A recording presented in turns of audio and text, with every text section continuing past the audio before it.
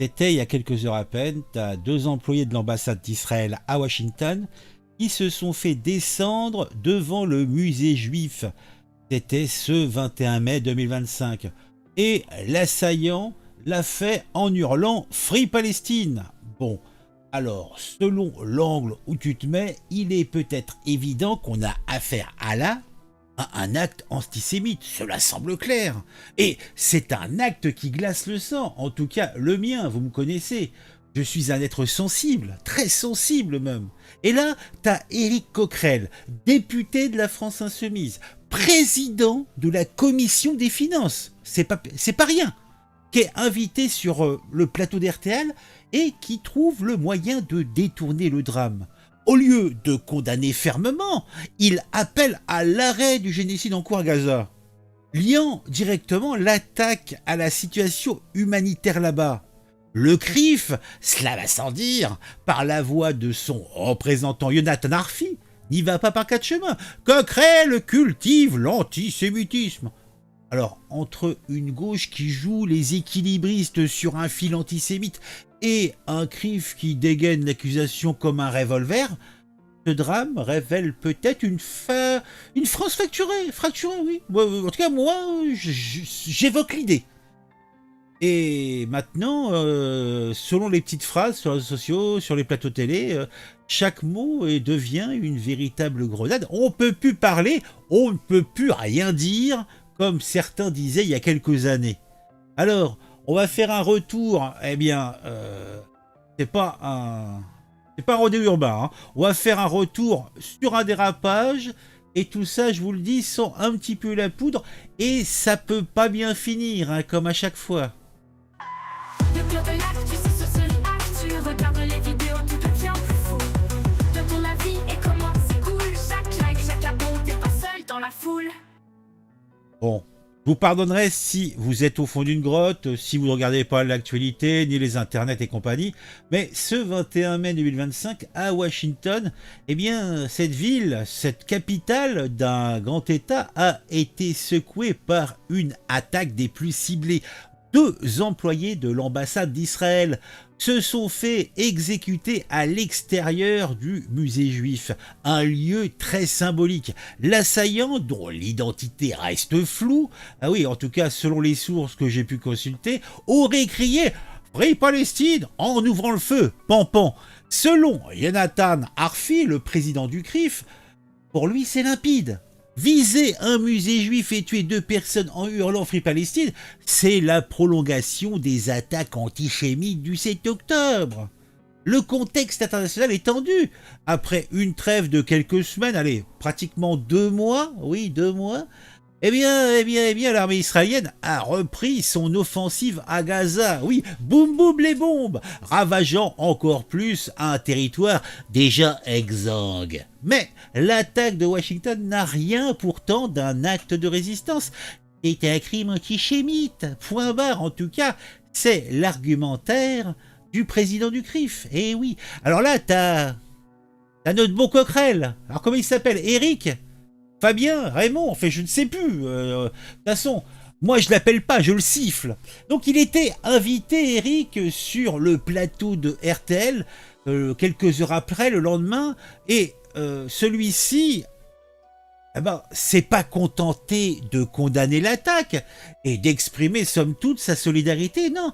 Non, on parle de la France Insoumise, là, on parle de la LFI, les champions de la posture inflammatoire. Le député préfère lier le drame à Gaza. Il déclare « Ma réaction, c'est qu'il faut très rapidement que s'arrête le génocide en cours à Gaza. Voilà ce que je veux dire. » Il ajoute même « Quand vous avez un tel déchaînement de haine, de violence, ça déchaîne haine de tous les côtés. » En gros, pour Coquerel, l'attaque antisémite est une sorte de dommage collatéral de la politique israélienne. La nuance, il n'y en a pas. Sur X, t'as un internaute qui a résumé ça très bien. Coquerel, c'est le mec qui voit un crime raciste et dit « Oui, mais Gaza !» Eh oui, c'est ça au final. Bon, bien sûr, le CRIF à voix rouge, Jonathan Arfi, sur X encore, puis sur RTL, accuse Coquerel de cultiver l'antisémitisme, au lieu d'exprimer sa compassion. Oui, bah peut-être qu'il n'en a pas de compassion envers Israël, et envers les Juifs, tout simplement. En tout cas, celui-ci choisit de trouver, en tout cas pour monsieur Jonathan Arfi, de trouver une justification à la mort d'innocents par un conflit à des milliers de kilomètres de là. Oui, bah oui, tu sais, Gaza, Washington, ouais, c'est vrai qu'il y a quelques encablures, voilà. D'ailleurs, Arfi enfonce le clou, tac, tac, tac, rien ne justifie l'antisémitisme, pas même votre obsession sur Gaza. Alors, dénoncer l'antisémitisme au lieu de lui trouver des excuses, mon Dieu, mon Dieu, mon Dieu. En tout cas, sur les réseaux sociaux, les réactions pleuvent, j'en ai choisi deux pour votre plaisir, et les filles toujours à excuser l'inexcusable dès qu'il s'agit d'Israël. Un autre, indigné, nous dit « Deux juifs tués » et Coquerel parle de Gaza. Honteux, honteux. Eh oui, c'est honteux, c'est honteux. Ah, mais bon, on le sait, je le répète, j'en fais mes choux gras. C'est pas la première fois que LFI flirte avec la ligne rouge. Depuis des années, le parti de Mélenchon est accusé de jouer un double jeu, condamner l'antisémitisme en façade, mais multiplier les prises de position ambiguës. L'année dernière, en 2024, David Guiraud, député LFI, traitait Meir Habib, député LR à l'époque, de porc, oui, lors d'un débat sur Gaza. En 2019, la France Insoumise, toujours elle, participait à une marche contre l'islamophobie aux côtés du CCF. Quel rapport? Bah, cette association dissoute depuis eh bien, quelques années pour saigner avec l'islamisme. Eh oui. Mais bon, est-ce qu'il y a un rapport? Bah moi, je trouve. Et puis, t'as Jean-Luc, oui, t'as le vieux, t'as Mélenchon lui-même. Déjà en 2023, il parlait des excès de la lutte contre l'antisémitisme, déclenchant un tollé. Oh oui, les excès de la lutte contre l'antisémitisme. Bah pourtant, il veut nous mettre sur la table un plan contre l'islamophobie. Mais là, par contre, il n'y a pas d'excès. Ah, il faut des procès staliniens. Il faut embastiller tous ceux qui ouvrent la bouche. Bon, en tout cas, Éric Coquerel, dans cette histoire, s'inscrit tout à fait dans cette lignée de triste cire. En liant l'attaque de Washington à celle de Gaza, boum boum la zone, bah, il sous-entend que la violence antisémite est une réponse compréhensible au conflit israélo-palestinien. Il a peut-être cherché, c'est ce fameux truc. Ah, il l'a peut-être cherché. Bah oui, bah, est-ce que ces deux Israéliens, ces deux Juifs, ont cherché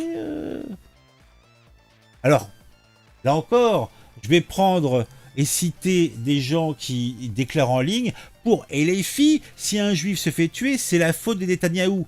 Logique imparable, peut-être. Le problème, c'est que cette charmante rhétorique alimente un narratif qui est très très dangereux. Celui qui fait des juifs, ou qu'ils soient des cibles légitimes, pour venger Gaza, ah mon Dieu, oui, et tu regardes par les réseaux sociaux, on a des tas de messages dans ce sens-là, et depuis des mois, voire des années. Ça, c'est un terrain glissant. Et c'est peut-être, là je réutiliserai un terme gauchiste, c'est presque à la limite de l'antisémitisme structurel. Hein? On se demande. Bon, après, de l'autre côté, t'as la CRIF. Bon, la CRIF, faut dire ce qui est, bon, ils y vont pas avec le de la cuillère. Hein. Accuser Éric Coquerel de cultiver l'antisémitisme, c'est une charge lourde et peut-être un tantinet abusé. Jonathan Arfi, lui, par contre, il insiste. Hein, il y a 1000 manières de cultiver l'antisémitisme. La plus sournoise est celle employée par Éric Coquerel, justifier la mort d'innocents par un conflit lointain. Donc, il a quand même, sur les réseaux sociaux, là encore, des supporters, notre bon Arfi. Bravo au CRIF, il est temps de mettre les filles face à ces dérives. Il y a des années que les gens les mettent face à leurs dérives. Mais pourtant, ça n'empêche pas comme ils disent, les partis républicains de gauche de s'allier sans coup férir avec cette même LFI. Hein. Dès qu'il est question d'élection, la LFI ça vend. Hein, contrairement à d'autres partis. Mais bon, on a d'autres personnes sur risque quand même qui mettent un petit bémol au propos de Darfi. On a par exemple une certaine Laïla de Paris 75 qui nous dit « Le CRIF abuse du mot antisémitisme à chaque critique d'Israël. Ça finit par banaliser le vrai racisme. » Je partage personnellement un peu cet état d'esprit. À trop user et abuser, d'ailleurs on le voit, ça marche de moins en moins bien cette fibre. Ça fait 70 ans qu'elle est utilisée à juste ou mauvaise raison, mais on n'est plus au même contexte, le tissu socio français modifie, il va falloir un petit peu modifier votre façon de vous comporter parce que ça ne marche plus, on le voit très bien, et ça banalise véritablement en fait des actes et des propos qui sont ignobles de base. Mais bon, est-ce que le CRIF a raison de taper tel un bourrin, de cogner si fort? Alors d'un côté, oui, parce que Éric Coquerel a manifestement dérapé en relativisant un acte antisémite. De l'autre, cette accusation systématique d'antisémitisme, dès qu'on parle de Gaza, peut étouffer et ne doit pas étouffer un débat légitime sur la politique israélienne. Hein, même moi, si j'en ai rien à battre de ce qui se passe là-bas, je me rends bien compte qu'il y a une adéquation, il n'y a pas d'adéquation entre les moyens d'abattage de cette bande de Gaza, en fait, des actes et des problématiques. Coquerel, peut-être, aurait mieux fait de se taire ou de faire de la politique politicienne, hein, avec des petites phrases vides. Et sans problème. Mais bon, ce drame et les réactions qu'il suscite, ça montre une fois de plus, là je me répète encore, c'est que on est en face et on voit un miroir dans lequel on a une France qui marche sur des œufs. D'un côté, tu as la France insoumise avec sa base électorale dans les banlieues qui joue manifestement la carte pro-palestinienne à fond. Ah, c'est comme ça, quitte à frôler régulièrement la ligne rouge. Leur obsession pathologique pour Gaza, qui est réelle ou stratégique, les pousse à des sorties chaque fois un peu plus maladroites, voire dangereuses. De l'autre, tu as le CRIF et une partie de la droite, il faut en convenir, il faut arrêter de se cacher ça, qui voit de l'antisémitisme partout, de façon honnête ou un petit peu manœuvrière. Dès qu'Israël est critiqué. Parfois, ça a raison. Ah oui, parfois à tort aussi. Au milieu, on a une société civile, toi, moi, nous, où on a les tensions et on voit les tensions communautaires qui s'exacerbent. On est en 2025 et tu vois manifestement la montée des actes antisémites, plus 15% selon le ministère de l'Intérieur. Et tout ça dans un climat alourdi par Gaza et les dérives islamistes. À côté de ça, tu verras encore des problématiques communautaires, religieuses, avec de plus en plus une augmentation pathologique, éthique, des actes christianophobes. Non, tout cela n'est point beau, tout cela n'est point propre. En tout cas, j'ai trouvé un gars qui résume tout ça simplement. Et les filles pleurent Gaza pendant qu'un juif se fait tuer. Le CRIF crie à l'antisémitisme et personne ne parle des victimes. Bah oui. Eh ben, on a quoi? C'est peut-être ça qu'est la France en 2025, un pays où tu as des drames qui deviennent des tribunes, où chaque camp, hein, gauche, droite, palestinien, pro-Hamas, pro-Israël, communautaire juif, arabe, enfin que sais-je, tout le monde est heureux de mettre son petit litre d'huile là, sur le feu, alors que franchement, il n'y en a pas besoin. Et le CRIF, avec sa réponse, a peut-être, je pense, surjoué l'indignation. En tout cas, résultat de tout cela, on a tout le monde qui s'y perd. Les seuls qui gagnent dans cette histoire, c'est les extrêmes, qui se frottent les mains. Croyez-moi, ils sont pas mécontents de cette histoire. Bon, il faut conclure. Comme disait quelqu'un que j'aimais des proches, hein, on peut rire de tout, mais pas avec n'importe qui. Bon, c'est un petit peu tiré par les cheveux, mais bon, c'est mon idée. Coquerel aurait dû maintenant et devrait réfléchir un petit peu avant de transformer un crime antisémite en tribune pro-Gaza. Et les filles, à force de jouer les équilibristes, finit par tomber dans le vide. Mais j'ai l'impression de me répéter tout le temps avec eux. Ouais. J'ai vraiment l'impression de toujours le dire. Mais bon, c'est comme ça. Bon, ils finissent par tomber dans le vide et avec eux, ils vont entraîner un débat qui est déjà empoisonné. Le CRIF, lui, devrait apprendre à doser ses accusations pour ne pas les vider de tout sens. On le voit, ça marche de moins en moins bien et c'est problématique. Et pendant ce temps-là, t'as deux familles, hein, faut peut-être pas les oublier, deux familles qui pleurent leur mort à Washington. C'était un garçon et une fille qui allait se marier, hein, c'est faire des petits bébés et tout ça, hein, tu vois, mais bon. Bon, en tout cas, Gaza continue à cramer, hein.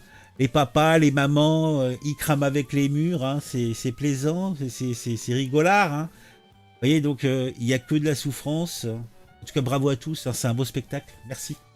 Merci, merci.